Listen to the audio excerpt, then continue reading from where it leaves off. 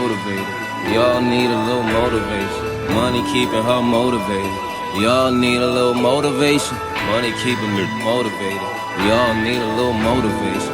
Money keeping her motivated. We all need a little motivation. Keep all the real niggas motivated. Keep all them little niggas motivated. Maybach 600, it drove her crazy. Sure they gon' do it, she motivated. I've been neglecting the rover. What's going on, everyone? Welcome to the Smooth Podcast, simply motivating others onward through hope. Here to the left of me, I have a rising star by the name of Jae Lynx. Jae Lynx, what's going on, man? Yo, what's up, man? What's up? Thank y'all for having me. So he just dropped a project called Learning to Fly. Yeah. Do you care to kind of elaborate and tell the viewers why you picked that title to go with? Okay, so basically, Learning to Fly, like the title of my tape basically came from like me, like, you know, blowing up as teenager, 16, still going through puberty, going through life as, like a young teen trying to become a man. And then, doing music and, actually putting my time into music, that it like made me miss like a whole lot of like, just like my childhood, stuff like that, because all I was doing was just working. So I just felt like as I was getting older, it's just like I'm just, just like as you, like, or every human in the world, like we just all trying to learn how to get to the next level in life. You feel me? Like get to the next tier of what you're trying to achieve. So I feel like I've been doing music for so long, since I was 16. And I just been trying to just reach the next level in like every chance that I can, at the best level I can. You feel me? So just that's how I implemented it, because I'm still learning to fly now, still learning how to become a man, still learning how to live day by day. So yeah, I feel like that's where it came to play. It took me a while to come up with that name. So I actually love the title. I love the artwork. And we're really going to dive into the project a little later. I'm going to give like kind of like my honest picks about it. Everything I say is going to be truthful, so you don't have to think like just because he's here I'm sugarcoating anything. I'm going to keep everything on it. But let's start off with the beginning. Where were you born and raised? I was born and raised Pawtucket, Rhode Island. Pawtucket, Rhode Island, man. Okay, and in high school, what kind of student were you? I was always like the class clown, but I was always a popular kid though. I was like more so, just in the back of the class laughing with the bros and making jokes. I ain't gonna lie, I was bad in school. But I did whenever I did focus though, I did like actually good. But I just had ADHD, so I feel like that took a toll on me throughout my years.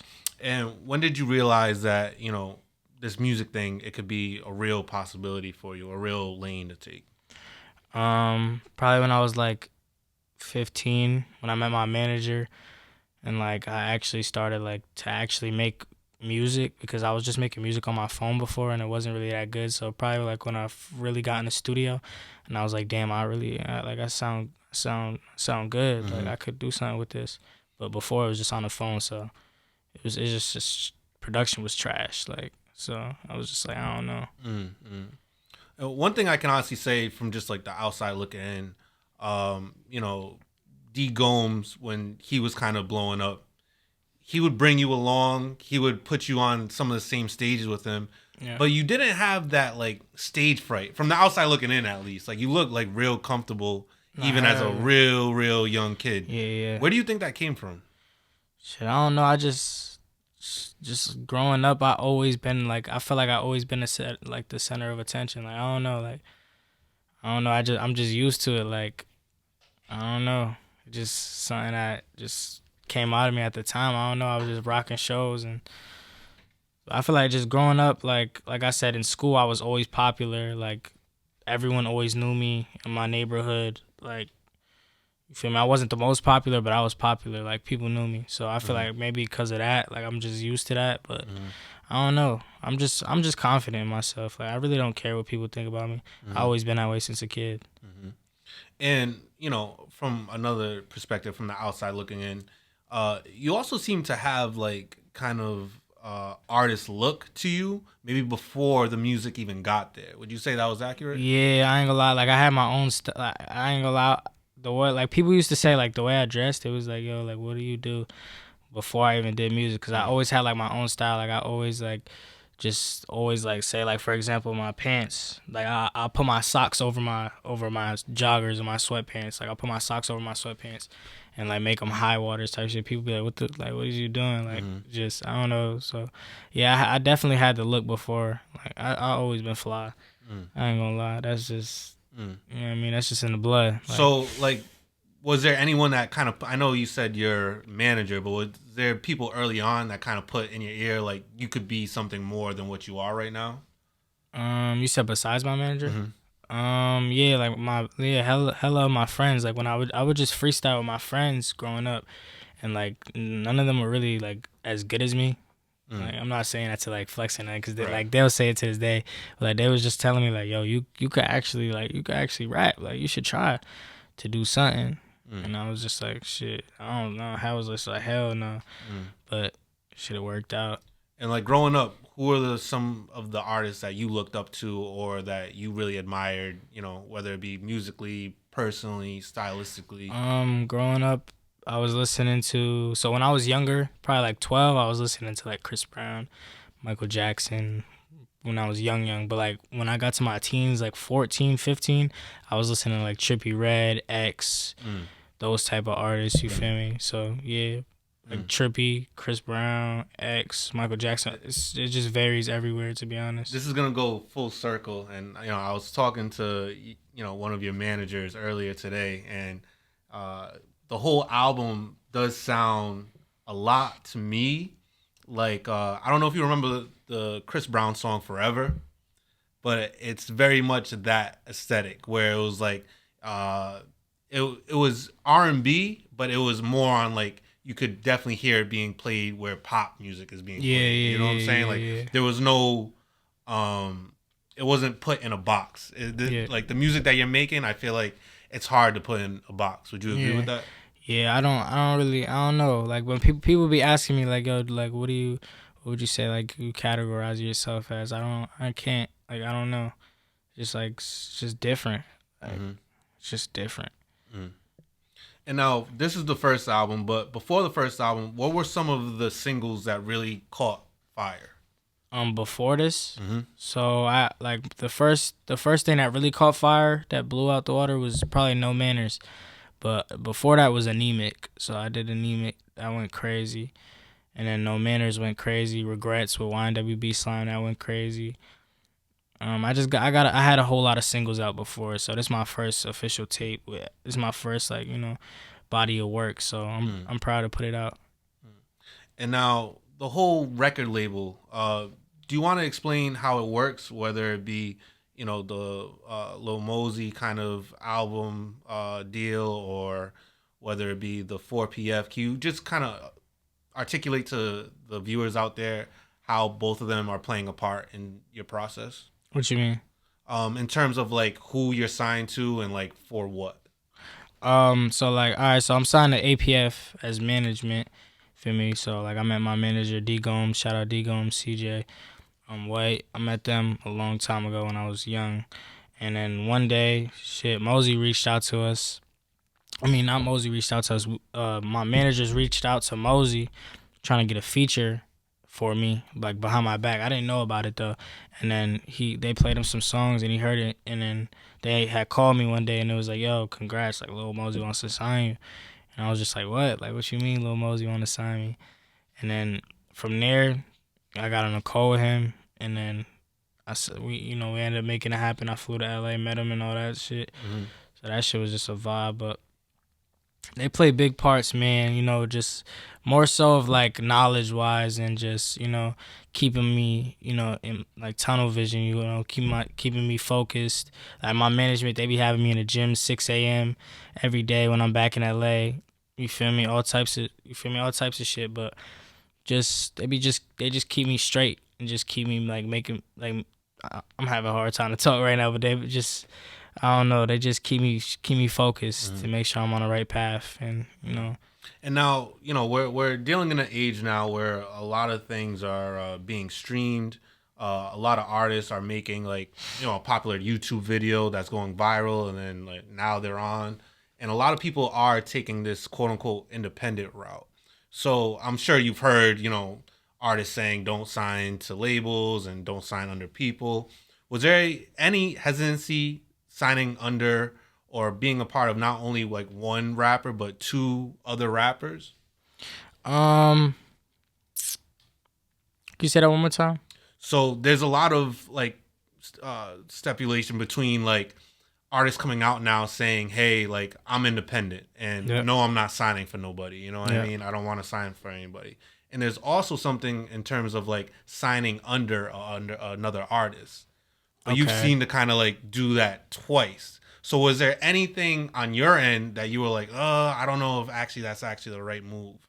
Honestly, it was more so of just like, I mean, I had thoughts for sure, but I feel like everyone has thoughts when they're doing, like when they're signing deals and stuff like that. But I feel like for someone to say it before they don't like, there's artists who say that, but they don't know like how it is. Like they just looking in like from the outside of what they seen other artists go through. Like some artists have signed under other artists and had shitty contract deals and been messed up. Like, and the artists took advantage of them. But it's just about who you're doing business with. And Mosey, that's my brother, like, to this day. Like, he's a genuine ass guy. Like, that's my dog. Like, you feel me? So like, you just gotta have the right people in your corner, honestly, and you just gotta know who's really genuine and who's not. Feel me? So I feel like that plays a big part. Like, I know who's in my circle and I know who's not with me. So feel me? But yeah, it could go any way for any artist. You feel me? It could go for me. It could go good for me. It could go bad for you. It's different for everybody. So. I guess it says a lot that you were just kind of willing to take that risk, willing to go for that ride, and no matter how it falls, kind of. You know what I mean? What did your relatives / parents have to say about you getting signed, especially at such a young age? Did they even like really like grasp what was going on? Or my family is definitely a big support system. They show hella love. Like, they probably my biggest fans. I ain't gonna lie. Every time we have family parties, my song's on.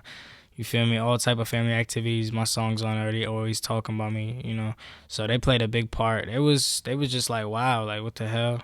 Like they was just confused, but they got used to it over time, and but they still show love. They still my number one fan base, honestly. Like my family's like big fans of me. Like, it's crazy. And now let's dive into the project, Learn to Fly. So I went through it. I really like it a lot. Two of my favorite tracks was Red Sauce, and I would probably say the Why Go. Why Go? Yeah. Why Go is a little bit different. Can you explain that song a little bit? Okay, so I wrote that song about my so my homie, he was going through a breakup with a girl, and I had wrote the song about him going through a breakup with his girl. So yeah, that's pretty much it. Yeah, my boy, I was on the phone with my boy, and he was telling me about how he just broke up with his girl, like just telling me the whole story, the whole rundown. Me being an artist, I make music about experiences, things I go through, things I see. I don't just make music about what I go through. I make music about everything. But that's smart because it kind of opens your scope a little bit. Yeah, exactly. You know what I mean? So that And Red Sauce. I saw in another interview too. That you said potentially Red Sauce is also your favorite out of the bunch. Yeah. But you want to just like, for my viewers out there, explain Red Sauce? Okay, Red Sauce. So Red Sauce is like, you just wake up and you just on that fly shit. Like, you feel me? Like, you just put that shit on. You know what I mean? Like, you just got that shit on. You just feel like you the one you the one today. And, ain't nobody stopping you. And what I will say, and I was talking to your manager earlier, for such a young artist, I feel like this was like a ballsy project. And what I mean by that is, if you're, from an urban demographic coming out now at a young age, 9 times out of 10, you're going to be like a drill rapper, right? Yeah. Like, that's like what we're used to hearing. And like, it's kind of like OD at this point. Yeah. But you're kind of coming to it in like a pop / like eclectic almost sound. Do you want to explain how you developed this sound and like where you see this actually going further on?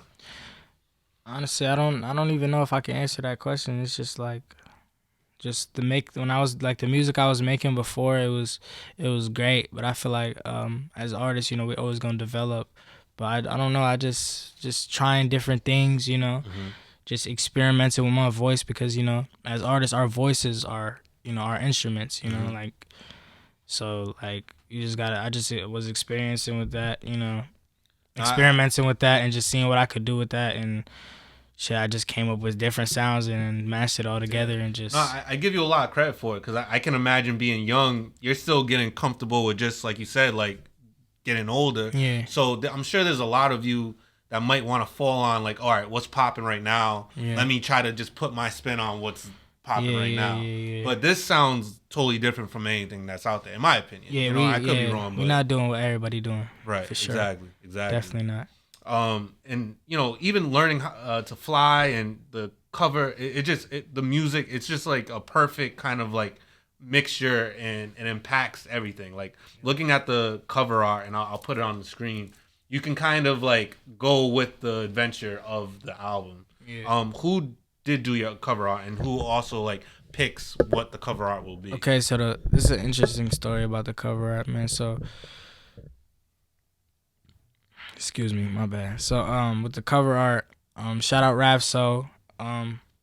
It took me so long to figure out what I wanted to do with the cover art, you know, visually, and it just came out like, you know. So I had took some pictures for it, and it didn't really work. So I was just like, damn. I was just like, yo, am I gonna have it in time to turn it in? Because the fans kept bugging me like, yo, when's this project coming? So I'm like, damn. Yeah. So then, you know, Raph had used a picture that I had took a while back. He had used a picture of me standing on like a hill, and I was overlooking a city in Los Angeles. And he had took that picture and he had put it in an AI imaging, like AI images, and they come up with like, they just AI your picture and it comes up with whatever it comes up with. So he put it in an AI, and the AI came out with the Learning to Fly cover, and then he just edited it, you know, did his little sauce on it, and then yeah, that's how we came up with it. We came up with an AI and Rapso. Oh wow, that's fire. Now, speaking in terms of your music videos, what's the craziest thing to happen behind the scenes at a music video? What was something that totally caught you left field? Like, wow, I can't believe that just happened. Of a music video behind the scenes, probably just shootouts. I don't know, crazy like just shootouts maybe. That's probably it. What city did altercations? That happen in? That happened out here a few times, you know. In Rhode Island, that happens a lot. Yeah, so yeah, just altercations. You know, people fighting, which is sometimes it'd be normal after video shoots, but because it gets hectic, but. I try to get away from, you know, as soon as I'm done with the video, I try to get away as soon as possible before all that goes down. So half of the time it don't really be no problems. Right. And now I know you're a young guy, but like, you know, do you acknowledge that like the difference between a female fan and a groupie? What would be your kind of deciphering difference between the two? Between a fan and a groupie,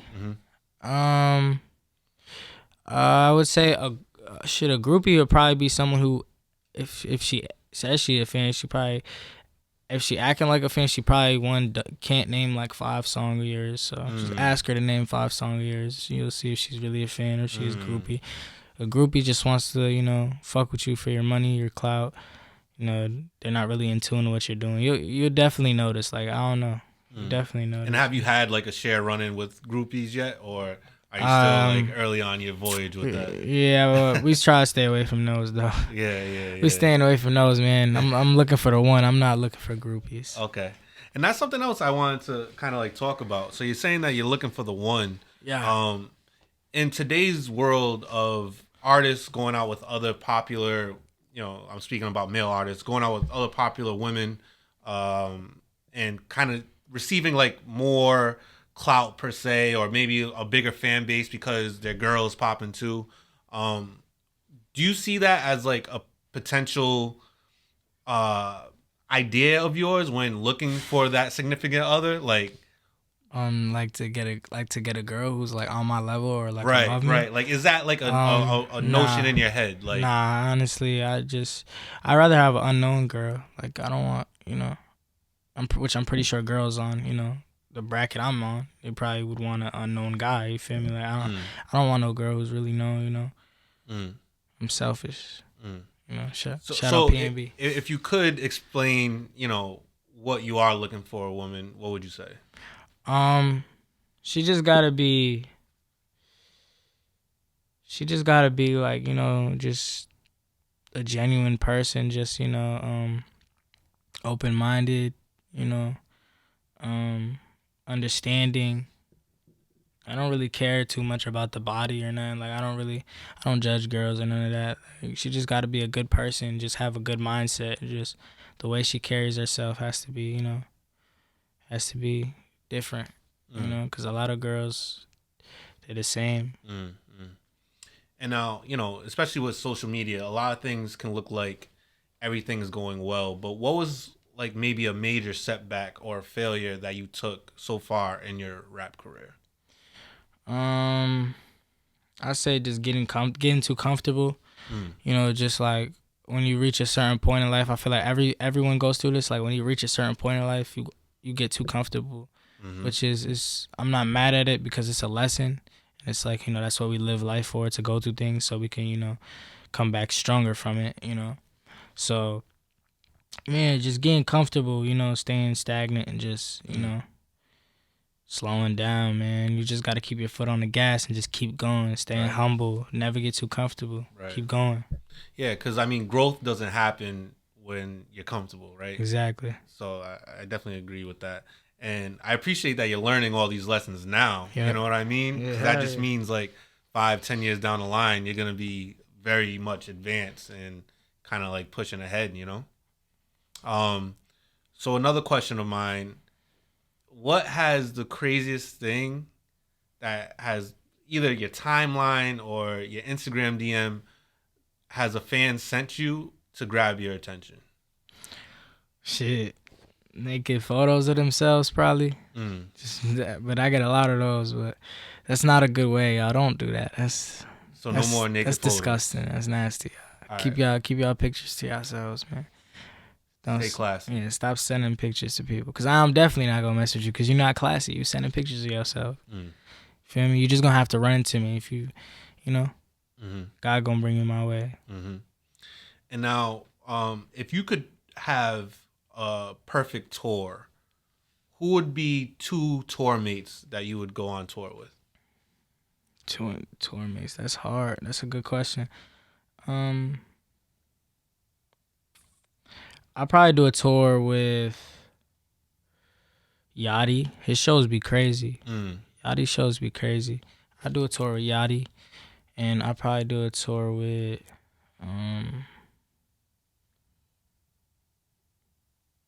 Uzi. I'd do a tour with Uzi. Uzi tour would be crazy for sure. That'd be crazy. That would be pretty nuts. Yeah. Now I know you have multiple, but give me 2 best friend names. Who are 2 of your best friends? 2 of my best friends. Shout out Nell, and shout out Prada, and shout out my cousin Mooka. All right. So if I go up to Nell, if I go up to Prada individually, and I say, what's one thing that Jae Lynx has to work on the most, what would each one of those people tell me? Damn, that's a good question, honestly. My bad. That's a good question. Shit, you can ask him from over here. He Nell right here. He just got out. All right. He right here. You so Nell ask can get on him. the couch. That's a good question. So what's the one biggest thing you would say Jay got to work on the most? One thing I say he had to work on the most, just keep staying motivated. And now your other friend, if I was to ask him, what would he say? Shit, I don't know, cause I be coaching all they ass, so I be getting on their ass, So they don't usually get on my ass, cause I be getting on their ass. But shit, I don't know what he would say. Let me FaceTime him. I can FaceTime him? Yeah, go ahead, man. Let's do it. Okay, I like this interview. They don't really get like this. Yeah, I did some out of the box shit. We FaceTime right now. Yo, I'm at this interview. Yo, he got a question for you. Yo, if there was one thing that Jay has to work on the most, what would it be? You're talking in the mic. Damn,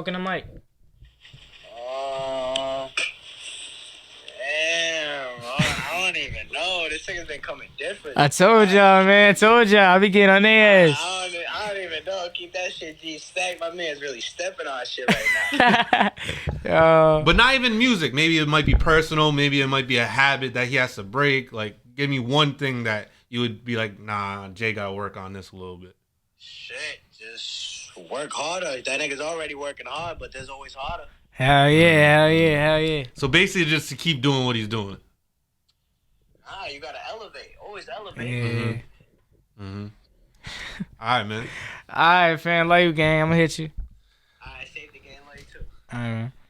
Nah, yeah, but that was a good question. I like those questions. Yeah. But yeah, that's my boy Nell. My fault. That's my boy Nell. He just got out. You feel me? Fresh out. My boy onto some big things. So shout out my dog. And when it comes to, people in your entourage, how do you choose who gets to go to the shows, who gets to go with you to, California?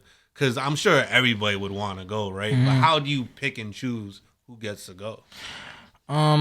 I feel like it ain't no really pick and choose, and it's just like who's been with you from the start, like who you really. Cause I have a small circle. I really only have like 5 real friends, So like, it's really just about who been. For me, it's just about who I've been with from the start and who I trust to be around me, who I built that trust with, where I could leave something around them and come back and it's there, or just just genuine people, like just feeling the vibe. So all the people I'm around, I grew up with. I've been around for 7+ years, 10+ years. You feel me? Like him, I knew him for 7+ years. You feel me? So it's all loyalty around me. Mm-hmm. And I guess last question to kind of wrap this thing up. Where do you see yourself in 5 years? 5 years? I hate that question. I ain't gonna lie. I hate that question, but because I just try to live in the moment. But I'm gonna say, 5 years. Let me see. I'm 19 now, so I'll be what? 26? Is that good maths? Nah. That's not good 24. maths. 24. Okay, that's bad maths. I dropped out, y'all, but I'm going back. Look. So yeah, 24 years old. 24 years old. What's Jae Lynx doing? Shit. I'll probably be in Jamaica working on an album. Feel me? Cigar in hand. With a baddie. Catching some inspiration, in the Jamaican water. Word. Feel me? Yeah, that's where I'll be at. It's not bad scenery. If there's someone out there that's listening and they either just took a huge L, they were on the right road, but it turned for the worse, they got to regroup. What can you tell that person to kind of help them keep motivated? Man, I say a storm don't last forever, man. Everybody's going through something, man. You probably going through something, but guess what? Someone's going through something way worse. Someone's going through something way worse than you're going through. So you just gotta stay focused, stay humble. Thank God that you're here for another day. And just always remember that you're yourself, and you're unique. We're all unique. We all different. So just just keep believing in yourself and just stay focused and. And now for the people out there, especially myself, so I'm 32 years old. When it comes to like new artists, it's hard for me to kind of like really tune into a lot of them because there's so many of them. They're dropping music all the time. Yeah. For people my age, 30, 40 years old, what's one song of yours that you would kind of say like would be your presentation to them? Like what one song would you say, all right, listen to this? To an old head? Yep. I'm an old head now. That's crazy. I'm not saying you an old head, but like that's what you basically asking me. Like if I was to play this for an old head, because I'm young. You young too, but like that's basically what you're asking me. Shit, probably starting off my new tape. I probably play off my tape. I probably play him. Who's There, because I feel like Who's There, it's a young record, but it sounds so mature. So like it just sounds like yo, it's just like yo, when you hear it, it's just like yo, this kid's 19. Like how is he talking about this shit? Like and why does it sound like he like knows what he's talking about? So I'll probably play him that, or I'll probably play him Abandoned, because Abandoned's like Abandoned's like a story record. How I ain't really like grow up with my dad like that and all type of shit. So I'll probably play him those records, and if they rock with me after them, they do it. If they don't, they don't. It is what it is. Word. Well, I definitely appreciate you for taking the time again on the couch, man. Yeah. As always, stay smooth out there. Yep.